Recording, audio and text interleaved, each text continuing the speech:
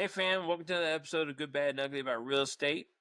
I got a great guest for you, a partner of mine, a partner in crime, my accountability partner, Miss Rosa Rodriguez.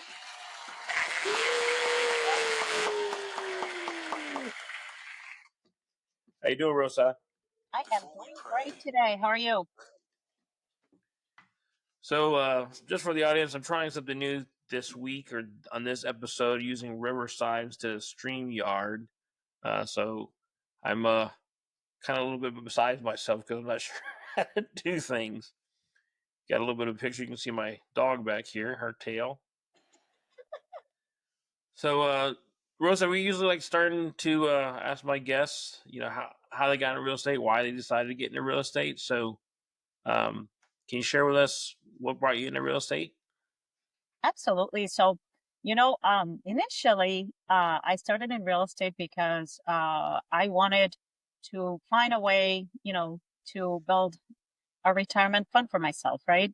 So I had been working in retail for 27 years, for a long time, like my whole career since I was like 18 years old. And I realized that, oh my gosh, if I continue down this path, I am going to have to work until I'm 90. And that is something that I, did not want my future to be like, right? I wanted to get to a place where I could, you know, travel the world, retire, not be ever a burden for my kids, have everything that I needed to be comfortable. So um, initially my thought was, okay, well, I mean, as part of all these things that I'm doing, saving up money or, trying to dibble and dabble on investments and funds and stuff, I said, let's try this real estate thing. So I started going to the Hispanic RIA actually in Illinois, and met a bunch of people there and just started learning more about real estate. And I said, okay, I think this may be a really good avenue for me to start building for that retirement fund that I need and that I want to have. So I started getting some classes, starting going to networking groups, started getting some education, and I got my license. And I said, okay, well, I'll use my license to invest because that way I don't have to pay an agent to take me to properties. So that was 2020, and we all know what happened in 2020. COVID hit, right? So I worked at a corporate job at the headquarters of a large retailer, and it was a Friday afternoon, and they furloughed 90% of the people in our office, Oh wow! which included me. So I was like, oh my gosh. So what am I going to do now? So, of course, I was sad that day. But then Monday, I went to the brokerage and I said, hey, you know what? I was just furloughed on Friday. I need to be an agent because I'm not going to sit down at home and do nothing. So that actually really shifted the rest of my life after that. So I got into one of those programs to onboard you, kind of start launching you as an agent. And, I started going at it, and I started building a business around being a real estate agent while I was, getting properties and, starting to build that as well in parallel. So you know what? Then later that year, I was brought back to work when things, started normalizing, but my company was struggling. And I knew the end of that was coming. So I was like, you know what? This is my opportunity. Once I started working in real estate, as an investor, I started seeing the fruits, right, of what I was building. I got my first property. I rehabbed it. I rented it out, refinanced it. I started seeing, oh my gosh, this is something I can do. And then while I was working with clients, I started learning more about how real estate can really change lives. And when they called me back to go to work, I was like, oh shoot, they called me back to go to work. What do I do? Because I loved my freedom. I loved what I was doing. Right. Finally, because I had actually fallen out of love my previous career, but I loved my paycheck too. So I was like, you know what? I'm just gonna continue forward doing it. Eventually, my company downsized significantly, and because I had built that business or started building that business while I was furloughed, I was able to continue forward, and I've never looked back. Like, I'm never going back to corporate America. Now, I get the joy of working with people day in, day out, in both capacities as an investor and also as a real estate agent. I get to live, through situations with people. I get to help them, accomplish things in their lives through real estate. And by doing that, I really had never dug into what things in my life brought me to real estate, because you can invest in a million things, but I was always wondering, why the heck did I decide to go the real estate route? And by working with others, I really tapped into what things in my personal life I had lived through that I had kind of forgotten. And I think it all tied together. And I was like, oh my gosh, this is maybe the opportunity God has given me to build a better life for me, build a legacy for my family, and help a lot of people in the way. So, it's a win-win for me personally, and now I'm looking to see, how I grow my business, and how I find that ultimate way of giving back, which is what I really want to do. That's awesome. So you said you went to RIAs and then you decided starting to get your license. So was that your only education in real estate, or did you do mentorships that early? Or because a lot of people when they get into real estate, they don't know like the first thing, like what do I offer? Like how do I know I'm not paying too much? So what did you do to prepare yourself to like get your first investment property? So, first of all, was definitely, the RIAs. Of course, I went to YouTube school like everybody else. Right? The ultimate university. But then, through the RIAs, I actually did meet a group over there. It's Andrew Holmes Mastery Group in Illinois. And I went, they have a 3-day event, super low cost, actually a lot of value in it. And that's one of the key things that really opened my eyes. And I was like, oh my gosh. First of all, there's so much to learn. Secondly, there's a really big community of people, and you see big communities and, on the screen, right? Or when you're consuming content. But when you are surrounded by people and you're interacting with them, and these are people with real properties that are doing this in our market, I was like, oh my gosh, I want to be a part of this. So that was my first mentoring group that I joined.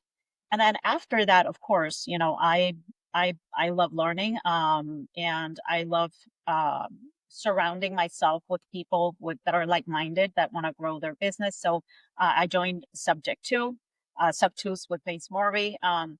I learned about Pace, like a lot of people, through YouTube and stuff. But one thing that attracted me to him is that the strategies that he was talking about were very different from what I had been doing before, and would give me a lot more tools to navigate, the markets where interest rates are higher, where, it's getting more difficult to cash flow. So I Sure. found that as a mentorship, but more than anything as a community. I've met such phenomenal people, in the community. That's how I met you too, right? So Exactly. and I found a place where I could, surround myself with great people. And I'm also part of other groups, because I think you never stop learning, and it's it's part of part of what can help us get to where we want to be is really surrounding yourself with people. And the only way you're going to do that is just, getting involved. Right, for sure. So you start off as a licensed agent, you're residential, Mhm. and I know that you do commercial now. So how did you make that transition?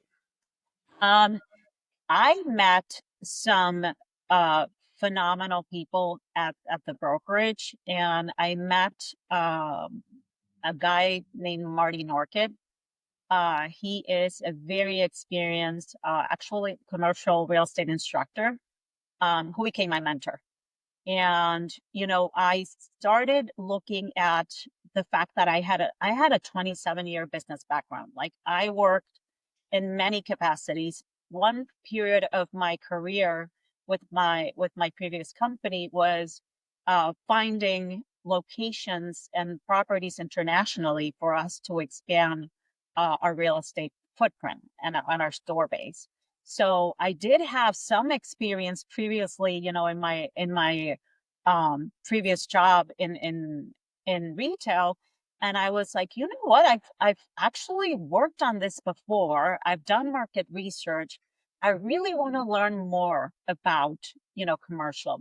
And I met through him, of course, took some additional courses and classes, and, started really networking with others. I joined a networking group in the Cary area in Illinois, and that really exposed me to a lot of business owners and helped me find other ways in which I could also help people achieve what they want through real estate. So it's been a phenomenal journey. I love about commercial real estate the fact that, valuation is challenging. I'm a nerd at heart. I love underwriting. I love numbers. So it kind of feeds that part of me. And it also helps me put my retail experience. Like, I worked, in the process of setting up stores, setting operation procedures, like opening them up, marketing events. I mean, there's so much I used of that I can use of that experience that I had before with commercials. So I was like, why not? And quite frankly, if you are diversified, you are in a position where you can serve others more and grow your business so much faster. Sure. A lot of people, a lot of the people that are watching this, they start off with single family homes because that's what everybody knows, and then you get to a guru and says, "Oh, go multifamily, do this." So, what advice would you give, or how hard would you say it is to transition from investing in single family to maybe investing in multifamily? I will say the first thing is, I tell people all the time, is don't compare yourself with others, and walk your journey. Okay, because the challenge here is when we are wanting to be like others, when we're wanting to follow somebody else's journey, if we don't have everything that we need to walk that path, that's where we can make the big mistakes.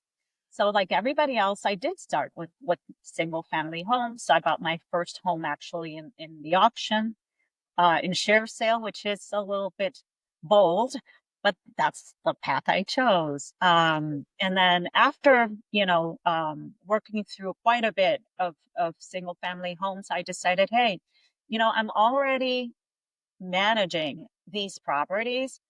Now that I understand what multifamily is so much better because of my experience as an agent, I was like, I need to start, really pursuing that type of asset because it does provide for some operational efficiencies. At the end of the day, one building with multiple doors, one house, and one unit, to be frank with you, it's the same amount of work in terms of managing it realistically. And Right. then it also allows for you to diversify your risk because instead of having all your eggs in one basket, if your house is empty, you're not making any money. But if you have a multifamily property and you are not fully occupied, at least you have some units that are producing for you. So it's really a question of having a different mindset and thinking about realistically, if I buy more doors, is it going to be harder? Not necessarily. It's I think mindset is one thing that's really important. The second thing is, you know, once you're getting into bigger assets, of course, the experience of handling, you know, smaller assets, single family homes really helped me when I was, looking to purchase a bigger property. That being said, I think the other thing that's super important is for you to realize like what you don't have, other people do. So if there's, there's just things that I'm not great at. Nobody is good at everything, right? So if partnering up with people that have more experience, talking to people that have more experience, talking to people that are walking that journey is super helpful, because they will give you tools. They will unlock knowledge for you so that you feel more confident and take this step. So I think, those two things are super important. And one realization that I did is, and I really struggled for a long time, because I am a very individualistic person, in the sense, like, I like doing everything by myself. Like, I like controlling the scenarios. Like, I like alone time. Like, it's just my personality, right?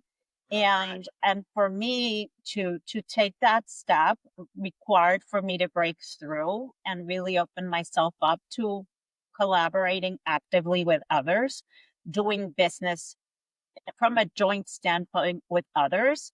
And I have found that that was a critical item I was missing initially. If I would have opened myself up to work with others much more quickly, heck, I would be farther ahead. But again, this is my journey, right? And I'm okay with it, because I had to go through it my way. Um, Good thing is I learned that I need to be uncomfortable and change, because if not, I'm not gonna go. So, again, I've been friends for almost 3 years now. And you mentioned that you went to the auction. Um, some people that would consider that being scary, and you hear all the bad stories. It's like a Shark Tank. There, people are very cutthroat. You got to have money in hand. Since you're new to that environment, how were you able to kind of maneuver the waters, let's say, in order to be successful on your first auction? So I was connected with the right people. So the group I had, I was a part of, that I invested in, right, provided me with the tools to be able to bid on the auction. So the first deals, I literally worked with Rahul from the group.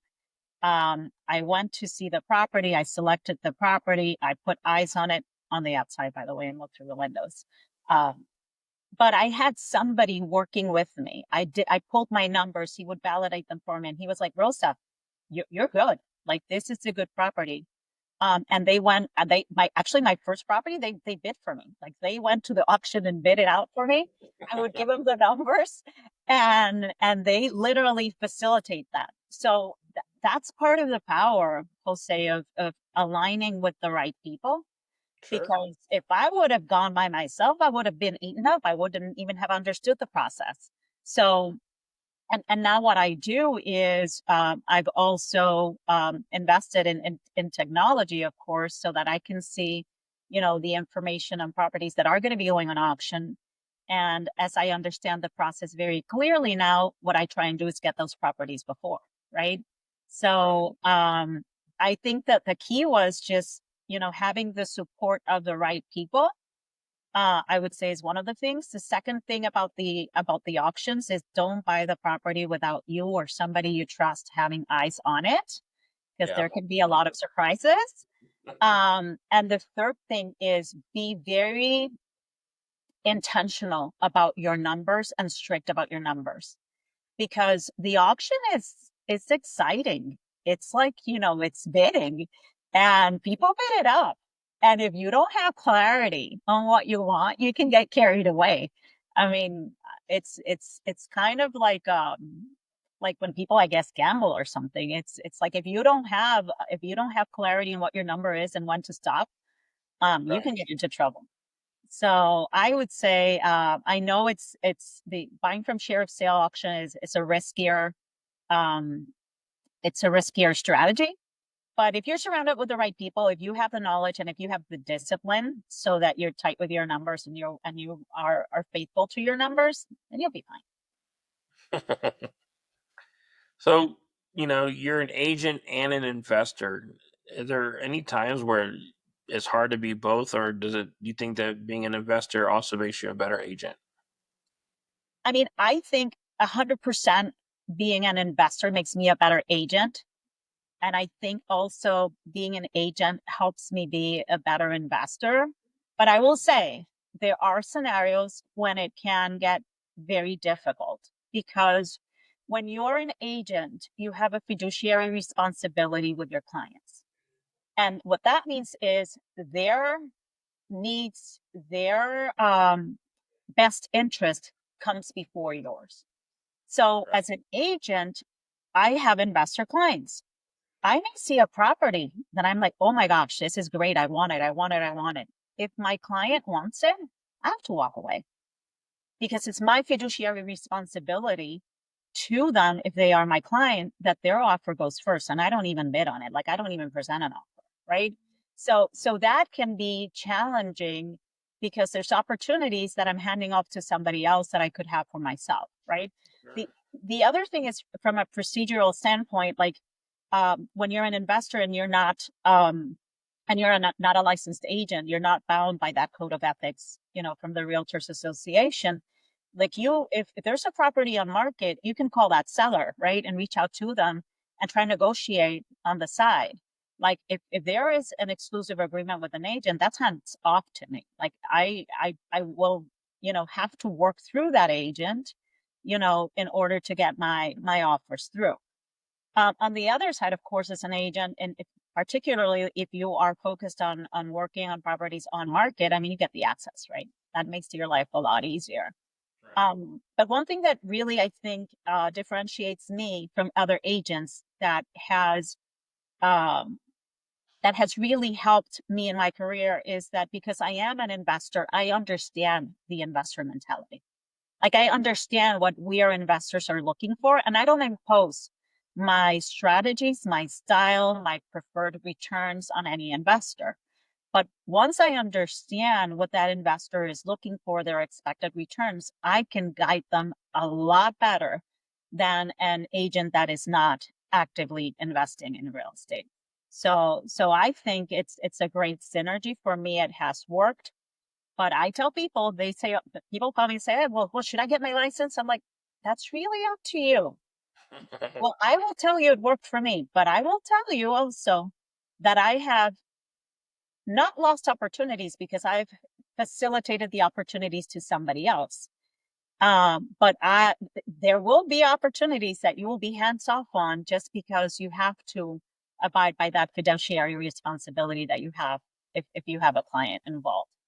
The other thing is when you are actually transacting, there are some steps you have to take. Like you have to if you're working directly with a seller, you have to give them notice very actively that you're not representing them and do that in writing. So they're very clear that although you are a licensed broker, which you have to disclose, that they understand that you're not representing them, that you're understanding that, you're representing your own interests. And as a business, to me, is not a challenge or a problem because I believe in working ethically and having high standards in the way I operate. But legally, you're seen at a higher standard because you're a licensed agent, right? And you have an advantage above the other person at the other side of the transaction because you are a professional at what you're doing, a professional in real estate. So you have to make sure that you're really working in an ethical and in a very professional manner, because if something ever goes to court or there's anything that happens, you are expected to be executing at a higher level just because you're licensed. Yeah. So the name of the channel is The Good, Bad, and Ugly. Can you share with us a good story you had and one that was like, oh my gosh, this was a nightmare? Wow. Nightmare stories and good. I mean, I have a lot of good stories. I would say there was one property that I found in Rockford, and this is a good story because good stories have a lot of drama, big problems solved. I would say, right? And Sure. nice outcomes for everybody. So I had this property. I focus a lot on off market outreach, as you know. So I found this property and I reached out to the seller, and he, I mean, he had divorced he bought the property with his wife. He had divorced. He had walked away from it. He had gone bankrupt. And he, for the life of him, he thought he didn't own it anymore. And I'm like, no, man, you own this property and you're going on auction. And he's like, what? I mean, he really didn't know. He was estranged from the wife, a lot of baggage and things that I'm not going to cover about his story, but he was just very emotionally drained. And when I let him know that he owned the property still, it brought it all back. So, I want to meet him at the property. I said, let's meet over there. And he's like, I don't even have keys for the house. Like, I don't know what's going on with it. So we go, he hadn't been in the house for over 2.5 years. And in Illinois, the foreclosure process is super lengthy. So, these things are for real and can happen. So we go to the property there, and there were squatters that had been in there. So called the locksmith, open it up. Fortunately, the squatters had left literally the night before. I found out later from the neighbors, because I went to the neighbors and talked to them. But anyway, so you know, walked through the property. It was a mess. I mean, and then he was just, emotionally, he was just he cried. He was like, "Oh my gosh, I can't believe this is the way it is." So my approach with him was make it easy. Paid for the locksmith. I told him I'm going to clean out this property so that it doesn't continue to deteriorate. Sign the contract. Sign the contract. I'll buy it from you. Um, I'll buy it from you so that you can get out of the situation that you're in. And that's what we did. I mean, drama, drama, drama, drama. Literally, we closed on this property 30 minutes before the auction, Oh wow. same day of auction. So, super stressful, attorneys involved, all this stuff. But, at the end of the day, first win, right, for him is, he got out of that. I mean, he did not get a ton of money, got a little bit of money out of it. Finally closed that chapter. He was like, Rosa, first of all, it was a chapter that I thought was closed, but wasn't. And this could have negatively impacted me seriously. But also, you know what? I put closure to it. So they were super thankful. We sweated bullets. And he's like, Rose, I couldn't believe we did it. Like half an hour before the auction, we did it. And then so for me, it was very fulfilling working with him. He was super happy with us. But then after that, we rehabbed the property, and everybody said, oh, you're never going to be able to sell a property in this neighborhood, for X amount. That's never been asked for. And I'm like, give me a chance to do this. And we did a really great job, rehabbing the property, put it in market, and we sold it. And we sold it, for exactly what everybody said we could never accomplish. So that was to me like a second win at the end. So it's a really good story of how, real estate is a tool to change lives, right? Like I was able to help somebody um, fix a problem that they didn't even know they had until I told them. Right. Close that chapter in their lives. I actually benefited also. And, the property went to a first time home buyer couple. That's the first home they buy, and they're going to build their memories there. So it's really cool, what we have the ability to do um, through real estate. Um, so, and then you wanted like a ugly story. There's some ugly stories. I would say, some of the uglier ones for me. I mean, I've gone through different things. I've gone through the tenants, that leave your house being a mess and you lose your cash flow for the year for that. Of course, if you're in this business, that stuff is going to happen. But to me, the uglier stories um, are around, when you put a ton of effort and you're just not able to get people through the finish line. I had another family that I was working with, and this was a 2-unit property in Crystal Lake, and it was going to be going on foreclosure. And I met the occupant of the home, which was the daughter of the original owners. Um, it was a probate thing, and then unfortunately there were like minor heirs involved. So in a nutshell, we put it under contract. We tried everything to put it together, but the family members were not, did not want to cooperate, because at the end of the day, the property was not going to give them significant proceeds, and it would be very costly for them to dish out the money. So, we were not able to get that to the finish line. I did help her find a home to rent. I did help her, get some financial assistance through the county. So yeah, it had some wins, but that's the ugly, right? There's sometimes you try and do everything, you get your attorneys, you do everything that you can, you're fighting the battle, but not all of the deals will go to the finish line. And Sure. there's people life's involved. So for me, it was like, oh shoot, I tried so hard to help them and they still, lost the property. And to me, that's really what ugly has been.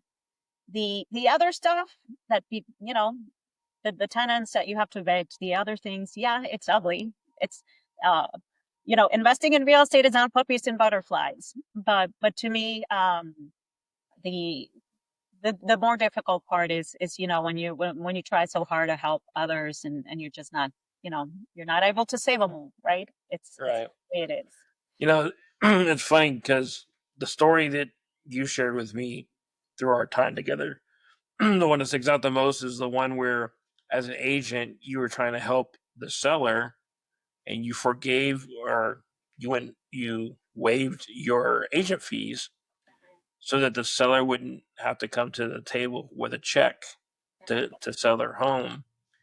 And the lovely agent that they decided to hire decided, said, "Oh, great! I'll just take the whole commission instead of saving their seller from coming to the table with a check." So they got paid. Seller had to come to the closing with a check, and then that person decided that, "What do you mean they have to come with a check?" He acted all dumb. Yeah, So that I to me, that's although it was, go ahead. that's ugly. Yeah, that's ugly. I agree with you. You know what? It's yeah, that sucked because it sucked in two ways. Number one, because as professionals, again, we're fiduciaries, right? Like Right. agents. And I thought it was really, I'm glad you remind me of this. You see, you forget the bad stuff sometimes, right? Yeah. It's I was really appalled because there's no other word. I Right. was like flabbergasted that this guy who is supposed to be defending the interests of their client, even I didn't get a commission on it. And I was like, wait, what the heck? I'll get the benefits from the property because I'm the principal on it, right? But yeah, then the poor lady was, you know, uh, this is also a foreclosure case. She was a disabled veteran. She had moved out of state, had struggled, with this home. It ended up being a great deal for me. So I was like, okay, fine. I think it would be, I don't want her to bring money to the table, right? Like, you Sure. know, it's just not the right thing to do if she's in that situation. Yeah, when I saw the HUD, I was like, oh my gosh, this guy is special in a bad way. Yeah. So yeah, thanks for reminding me of that. Snake. I tend to forget that stuff, right? It's I Well, get I so mean, amnesia on the bad things, but that's true. That was nasty. And that stuff can happen. There's nasty people out there. like I said, you got to take the good with the bad. I bring it up for two reasons. One, to let people know that are watching this that, although you have an agent, they're not always looking out for your best interests. So make sure that you're like kind of checking things out. And two, that there are good agents like yourself that was looking out for the seller to help them not have to spend money so they could sell their house, right? So it puts a nice highlight on you, bad highlight on the other agent. So kind of highlight that for you. I appreciate that. No, and when we're in this business, I mean, it's you come across all kinds of people, right? Sure. And it's the sellers. There's sellers that will lie. Like I have a property right now that we put it under contract at a price. the seller, oh, like it's $10,000 in repairs. If if you guys are not interested, I'll do them on myself, blah blah blah. And when we go visit the property, it's like $100,000 in repairs that are needed. Oh So, wow. Wow. and it's those things, and I laugh at it because people are people. It's one of the things that I tell my team all the time. I say, guys, people are people. You brush it off and you continue going, right? There we go. So you don't dwell on the bad stuff others do, because that's on them. I believe when you do good things come to you. You bless others, you're going to get blessed. Sure. But when you do bad, nothing good can come, your way when you intentionally are doing those things. And part of the ugly in our selected path, right, as investors, is that you're going to Right. come across people that lie. You're going to come across people that are not ethical. You're going to come across people that are going to double cross you. So you have to protect yourself, right? That's why agreements are so important. That's why communications and writing are so important. That's why due diligence and verifying all the information you're provided is so important. And that's why, especially surrounding yourself with good people and the right people is so important in this business. So for the audience, Rosa is licensed in Illinois. That's her bread and butter market, and then now she has moved to Texas, and she's getting licensed there. So soon she'll be a resource for you to be an agent in Texas. If somebody wanted to utilize your services as an agent, or if they wanted to partner with you as an investor, how would they get in touch with you? Absolutely. So, several ways to getting in touch with me. I have a Facebook page, Realtor Rosa Rodriguez, super straightforward. Instagram, Rosa Rodriguez 8336. I know it's kind of strange, but that's my Instagram handle. In LinkedIn, you can find me, Realtor Rosa Rodriguez, and I am not afraid to give people, my mobile number, 847-217-3218. Text me. I meet a lot with clients and with, investors, and I'm talking to sellers a lot. So if I don't pick up the phone, it's not that I don't want to talk to you. Leave me a voicemail, send me a text, and we can coordinate some time to talk. And I will be happy to, you know, help you in your investing journey in Illinois. My team specializes in finding off market properties, so that's something that's really different from what we do. We don't only rely on what's on market; we also will hunt for investors off market.